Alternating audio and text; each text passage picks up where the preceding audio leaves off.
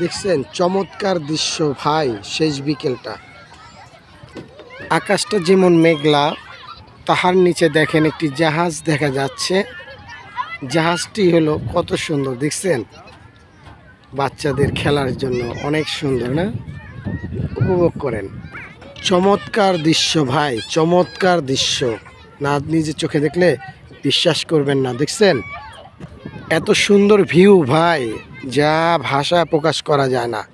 দেখছেন আকাশটা যেরকম, থিমটা সেরকম।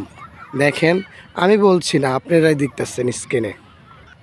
দেখছেন দৃশ্যগুলো দেখেন কি সুন্দর।